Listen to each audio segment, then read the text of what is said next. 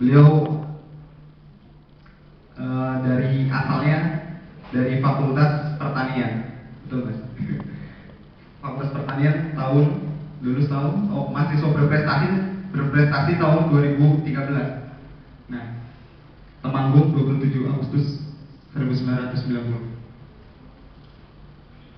Nah, bisa dibaca sendiri lah, karena panjang dan MC tidak bisa menguraikan.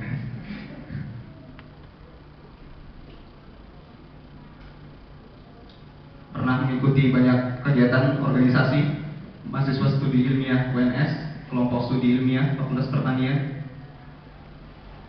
Pernah ikut event internasional juga. Wah, banyak banget. Ya sudah, kita cukupi saja. Selanjutnya langsung saja ke materi. Semoga menjadi manfaat.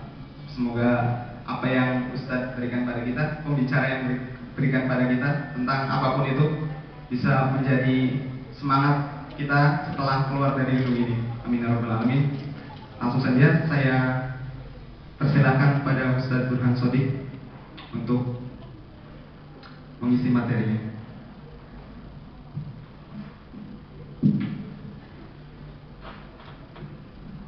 Bismillahirrahmanirrahim. Assalamualaikum warahmatullahi wabarakatuh.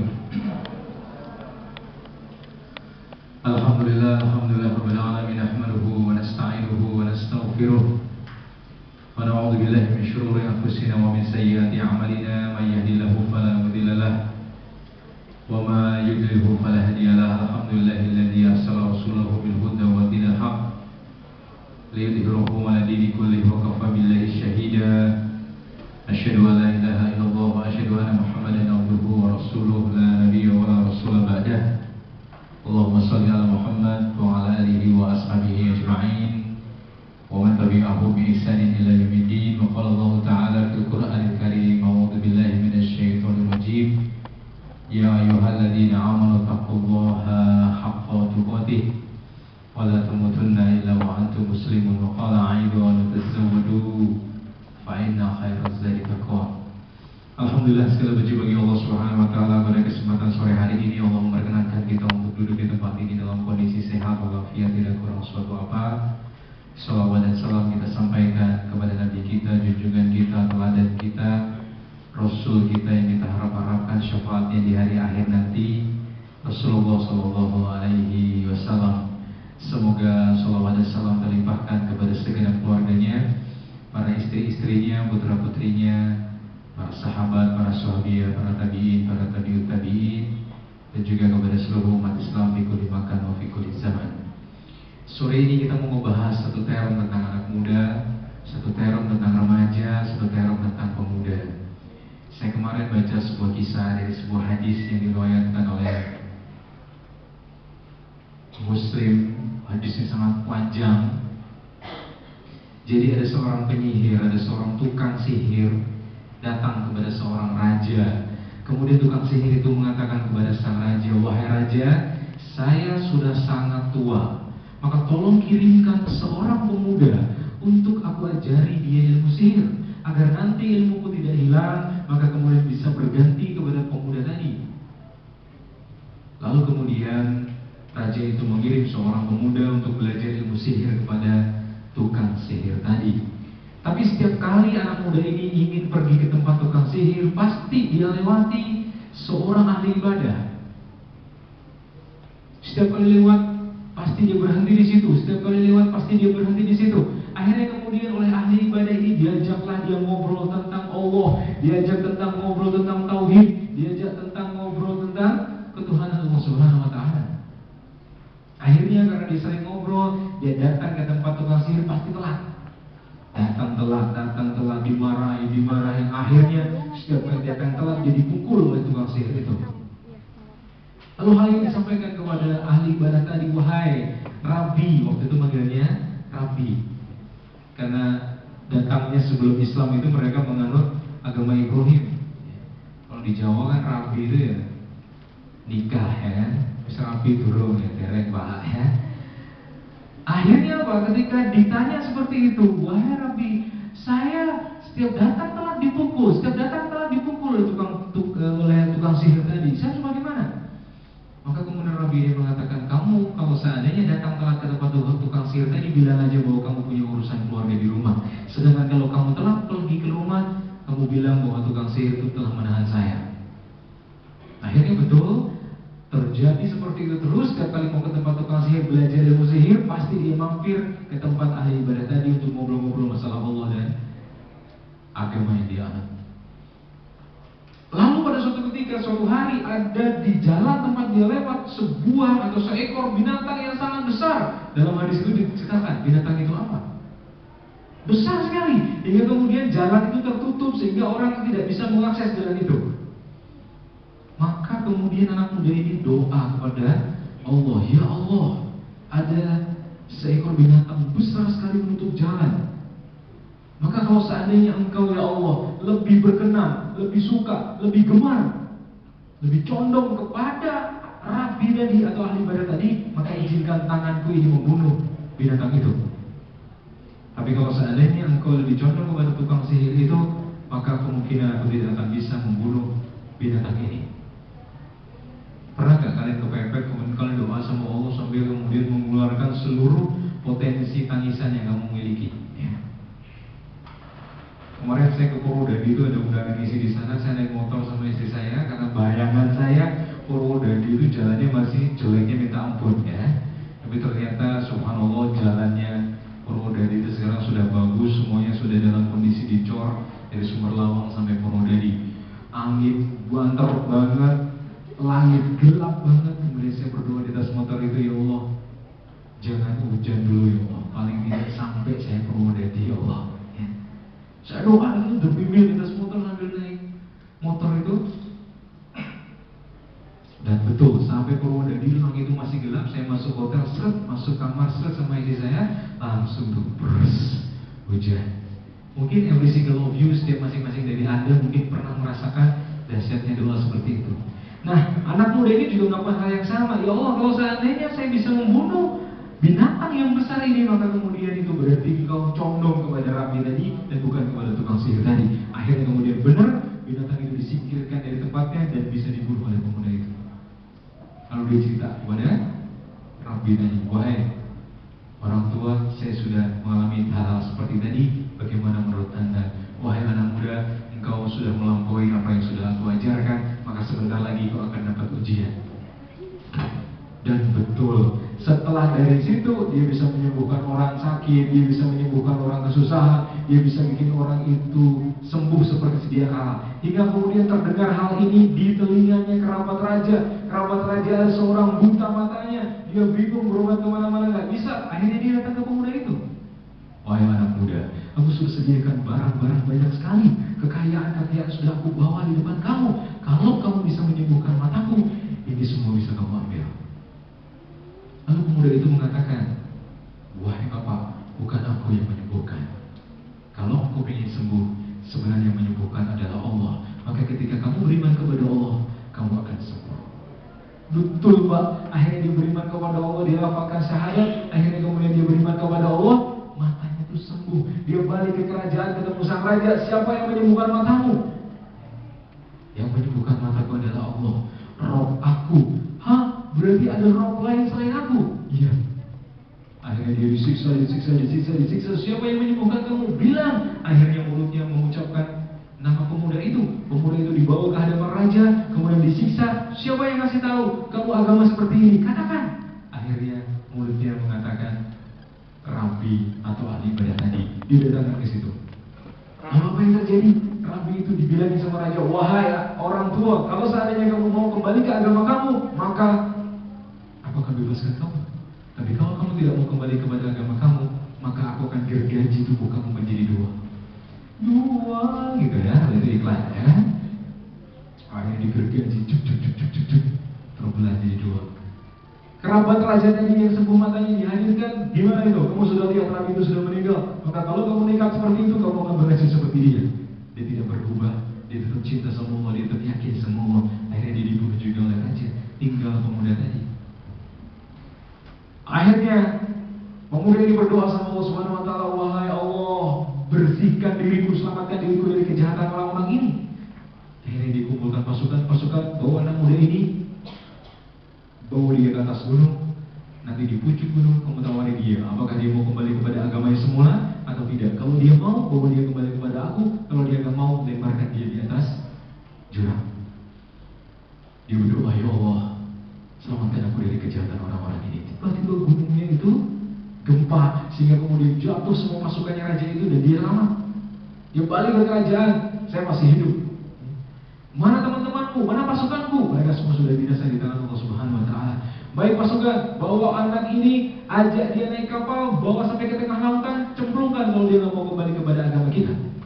Dan betul, di tengah lautan ternyata terjadi sesuatu, kapalnya pecah. Tapi bukan karena nyolong ikan di Indonesia. Akhirnya kemudian cuma dia yang selamat doang. Dia datang lagi kepada raja, raja, kamu nggak bisa bunuh aku. Mau nggak cara yang membunuh aku gimana? Kamu mau tahu? Ya, aku pengen tahu bagaimana cara membunuh kamu. Aku pengen kumpulkan semua rakyat kamu di sebuah tanah lapang, kemudian saliblah aku di atas pohon kurma, di pohon kurma, saliblah aku. Kemudian ambillah anak panah, kemudian ambillah busur panah, kemudian kamu teriak atas nama atau dengan menyebut nama Allah Tuhan remaja itu atau Tuhan pemuda itu. Kemudian lepaskanlah anak panah itu. Dan betul, rakyat dikumpulkan di satu tempat. Kemudian diambil panah, dia panah dengan ngomong teriak kencang banget dengan menyebut nama Allah Tuhan dari pemuda itu. Maka panah itu cuma kena pelipis doang, bukan kena jantung. Sakitnya tuh di sini, bukan, tapi di sini, dipegangin gini aja, mati dia. Tapi kematiannya membuat seluruh rakyat yang ada di negeri itu menjadi beriman kepada Allah Subhanahu wa Ta'ala. Hadis ini diriwayatkan oleh Muslim dan Sahih. Saya cuma ingin bilang kepada kita semua bahwa hari ini banyak di antara kita yang kepada Allah mereka tidak mengambil satu priority, tapi kepada dunia mereka ambil mereka sebuah priority. Cowok-cowok yang depan saya mungkin jumlahnya lebih sedikit daripada Anda. Kalau kita mau ngobrol di kosan gitu ya, naik gunung gimana? Semeru. Semeru 5 cm, sekarang sudah 5 meter mas, naik 2000 bensinnya, ada hubungannya. Saya tanya teman yang pernah kesana itu naik Semeru itu kamu naik 5 langkah, turunnya itu 2 langkah, naik lagi, cowok segala kamu bisa naik bis di depan sini menuju ke Malang, kemudian dari Malang menuju naik bis lagi ke atas segala macam. Jarak segini dari Semeru seminggu kita mendaki itu kuat, tapi giliran dari kosan menuju masjid cuma 100 meter, kaki nggak kuat. Ayo mas, naik oke ya. Ayo sholat, wah kayaknya berat banget mas kaki mas. Mana yang kemudian kita bisa jadikan sebuah pegangan? Susah menjadi seorang remaja muslim hari ini. Godaannya tidak sebagaimana ketika saya menjadi mahasiswa. Kamu ngerjain tugas, buka laptopnya. Laptop kamu lebih canggih daripada laptop kamu 98. Booting.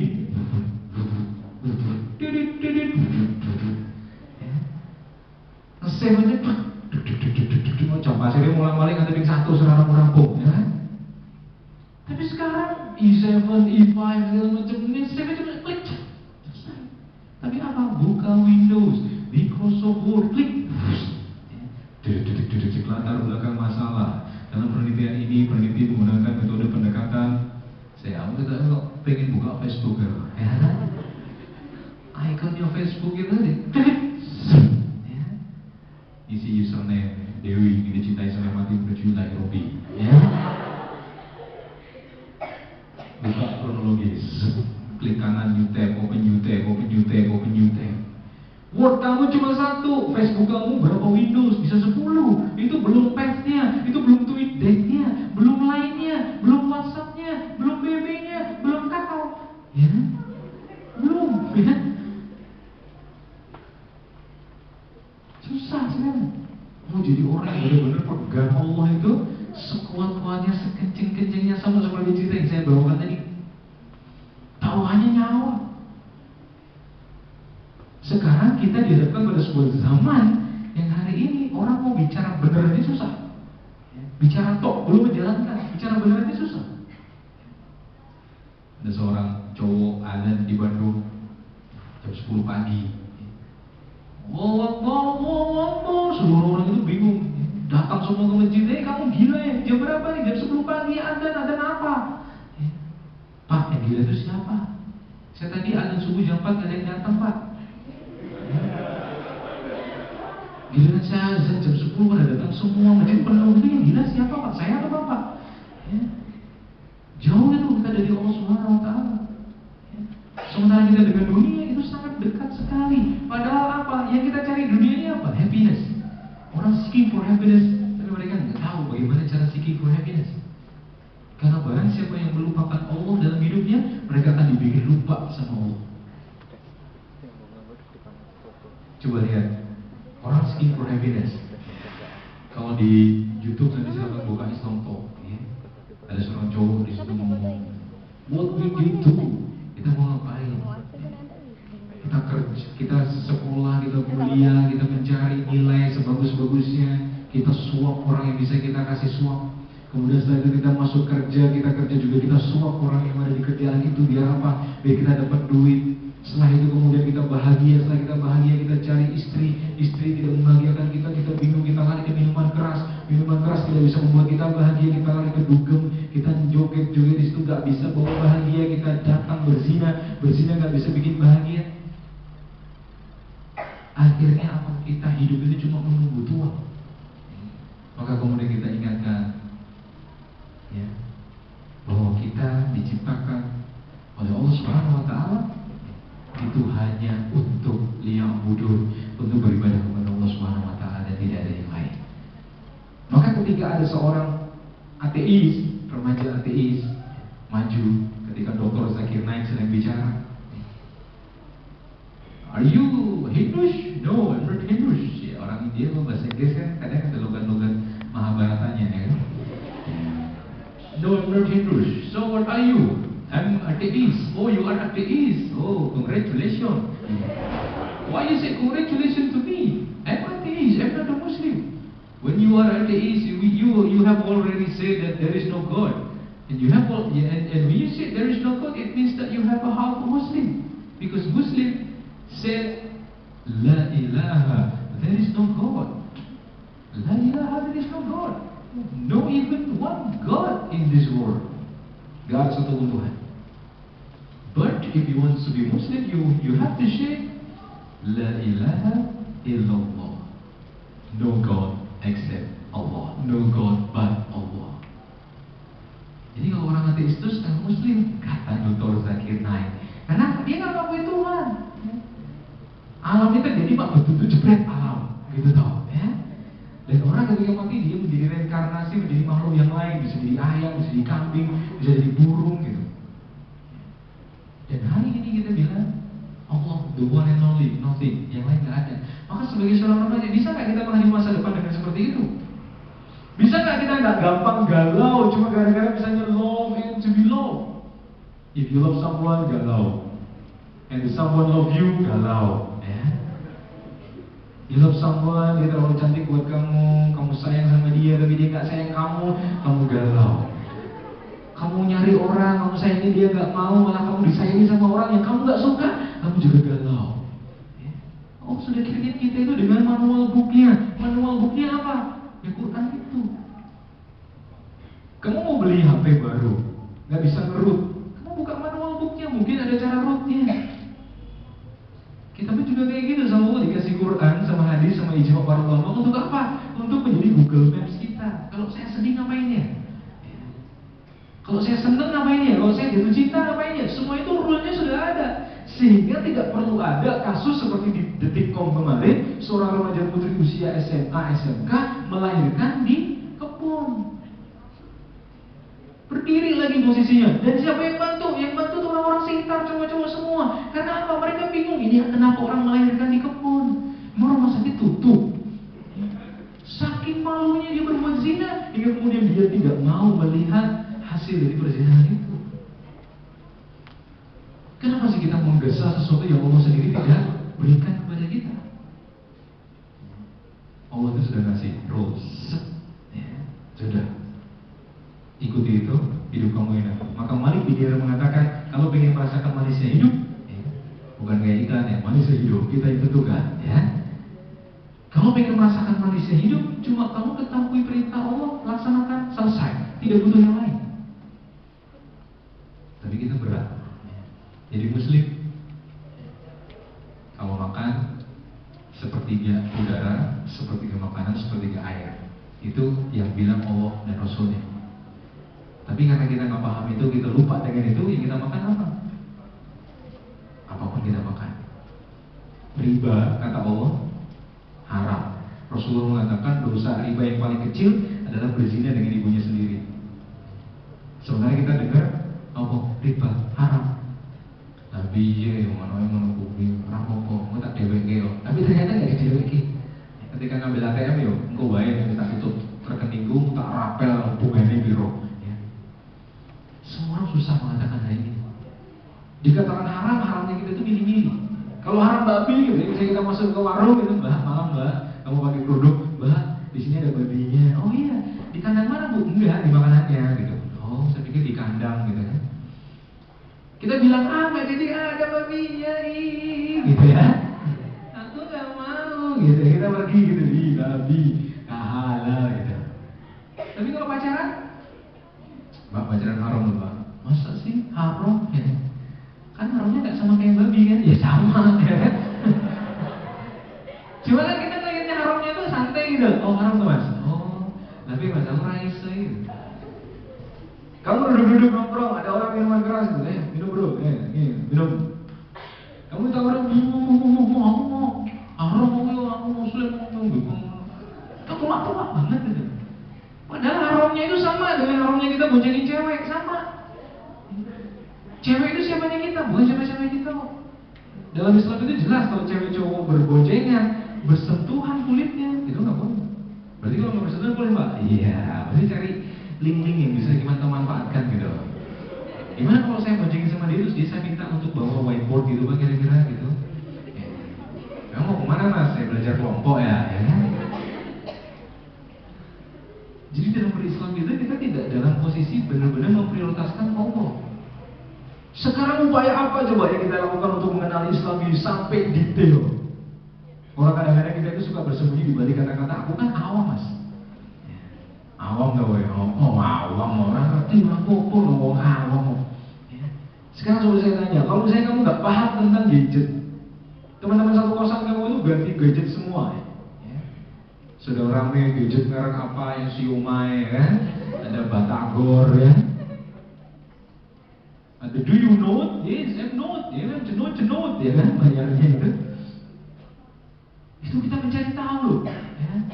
Sing kuat polisi mau foto bro. Ya. Sing kemudian yang 2 GB itu kayak apa yang gorila biasa sih. Kalau foto layarnya no gorila nih lagi. Ya. Kalau misalnya saya nggak paham tentang ini tuh gimana tuh? Opet itu foto pet. Kemudian kita download. Kita itu ikut terus ya tentang perkembangan dunia seperti itu. Kenapa? Kita merasa gaul. Kamu nggak paham Arjuna? Arjuna itu foto nonton mulono mulane Mahabharata lo tontonan ya. Kalau dulu cewek-cewek itu sukanya sama yang sipit-sipit ya Korea ya kan. Rambutnya itu ke depan semua, kalau ngomong ada biasa gitu. Apa lah ya? Sekarang itu sukanya yang wush ya, wah gede-gede udah mendalam hidungnya gede-gede. Baru gitu ya. Nanti wapal jenenge pelakonnya segala macam gitu. Itu kita ikuti, jadi kita nggak mau ketinggalan itu. Kita nggak mau mengatakan aku awam mas, soalnya aku awam, aku katro. Kita nggak mau ya. Karena apa? Ketinggalan zaman, nggak update. Nggak pakai baju distro, nggak pakai celana pensil, nggak pakai sepatu terbaru. Kita ngerasa, wah aku jadul banget. Rambutnya wis potongannya mohak segala macam ya, potong tengahnya dicekip sih, ini bentaknya serit, ya. Baru diseret, terus diubah dewe namanya. Nganggo tanco super hard ya, extra hard ya, sampai orang uangnya yang ini kalah ya. Itu buat apa? Biar kita tuh ikut tren, biar kita modern. Tapi untuk Islam kita nggak bisa bahasa Inggris, galau kita. Mas Soben mau ngajarin bahasa Inggris tuh, Mas Soben tuh kalau ngomong bingung kita nggak bisa bahasa Inggris. Kebayang nanti kalau saya lulus dari sini, lamar pekerjaan dengan bahasa Inggris kita nggak bisa. What is your name? My name is Bisa. So what is actually your aims to your purpose to apply in my factory? Apa ya, sebentar Pak, ada wifi nggak Pak? Maksudnya mau buka Google Translate nggak Pak? Kita tuh galau sampai kita tuh cari cara gimana tuh volley kita tuh bagus, bahasa Inggris kita tuh justisus, kita masuk kelas-kelas segala macam. Tapi ingat, tes wawancara yang paling dahsyat itu sebenarnya bukan di pabrik-pabrik, bukan di perusahaan-perusahaan internasional, tapi di liang lahat. Ketika dua malaikat itu datang, nanya, "Man rabbuka?" Terus kita nggak bisa jawab. Maaf, itu bahasa Arab ya?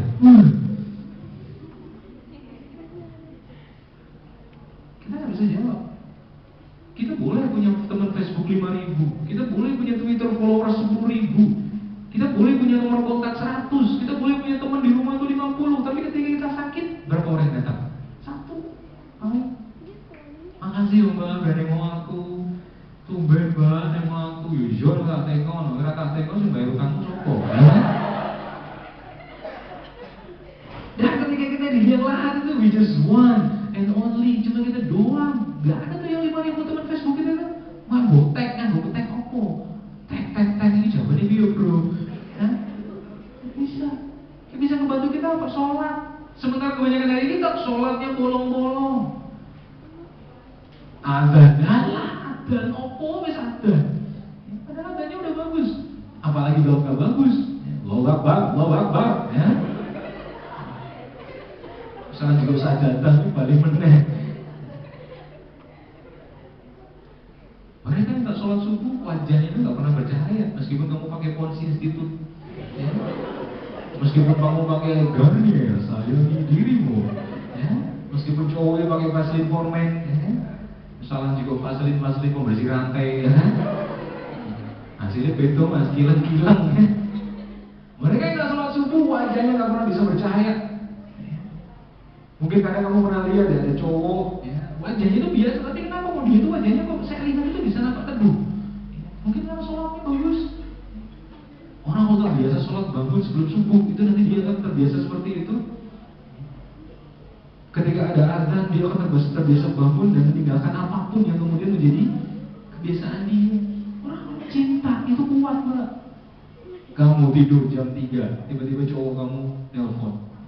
Mata kamu tuh merem aja, kamu bisa terima. Apa mas? Tukang nebul saya, ya sudah ya mas. Aku cek turun ya. Oke turun, kenal dong orang ngerti dong, ya kan? Berarti kita bisa, tapi kemudian ketika ada itu, that's it. Kowe, Allah itu mengampuni hamba-hambanya. Dari dulu kita SMP sampai sekarang kita kuliah, sholat subuh kita jam berapa? 5:30. Jam berapa? Jam 5:04. Dan itu kita nggak ngerasa dosa. Sebenarnya kan aku sholat bro. Sebenarnya kewajiban itu kan gugur. Pertoro sholat tuh gue apa dengar ngomong itu kan? Ya ngomong itu dengan ngomong itu tapi orang dosanya kan. Gue nanti tak usah ngomong manusia itu loh tempat salah dan lupa. Wajar. Aku yang penting sholat bro itu malaikat, ya kan? Kalau untuk hal seperti itu kita nggak pernah perfeksionis. Tapi kalau untuk hal-hal yang lain, mending salah ngetok rambut si coba aja lagi pengacara gue, ya kan? Rambutku mau apa? Mau potong dari goyang ini dia. Kita nggak terima kalau untuk urusan dunia, tapi kalau untuk urusan sholat, gimana sih rasanya kalau kita misalnya ngobrol sama teman tiba-tiba dia tuh asik dengan smartphone-nya? Kamu ngomong, Mbak, aku ngobrol sekali sama Mbak. Dia tuh asik dengan smartphone-nya, jadi sorry ngomong-ngomong. Rasanya gimana? Nggak enak. Aku udah dianggap. Itu baru sama teman, belum lagi sama orang tua. Bu, badai matur bu, ibunya tuh nggak lihat kita, tapi ngeliat TV. Ya ngomong terus ngomong tayo, ya kan? Kalau nonton Haji Muhyiddin dipecat sekolah RW, ya. Sekarang kalau misalnya kita ngomong sama Allah tuh sehari 5 kali, dia hadapan Allah langsung, straight, without any maklar, nggak pakai maklar-maklaran, nggak pakai penyambung kasus, nggak pakai apa, langsung directly kepada Allah online, inline. Tidak pernah ada connection busy, network error, try again later, tidak pernah ada. Ya. Maaf pulsa Anda tidak mencukupi untuk mengakses situs ini, tidak pernah ada. Kita sama Allah itu Allah buka langsung, 24 hours, dengar langsung pinta kita. Tapi apa yang kita pinta dalam sholat? Kita ngomong apa aja kita kadang nggak tahu artinya kok.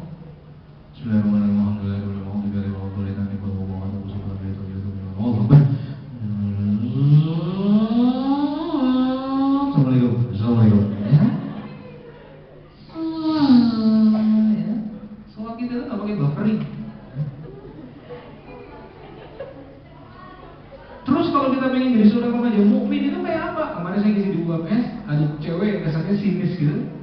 Sekarang nggak bisa pak kita lihat seorang mukmin tuh. Kayaknya dia sholatnya bagus, tapi ternyata di belakang dia SMS-an sama akhwat, ngomongnya udah jorok-jorok. Padahal dia tiap hari sholat. Sementara saya lihat teman saya yang urakan, rambutnya gondrong, justru ketika jadi sholat sih meskipun nggak on time, tapi ternyata kan dari situ bisa kelihatan.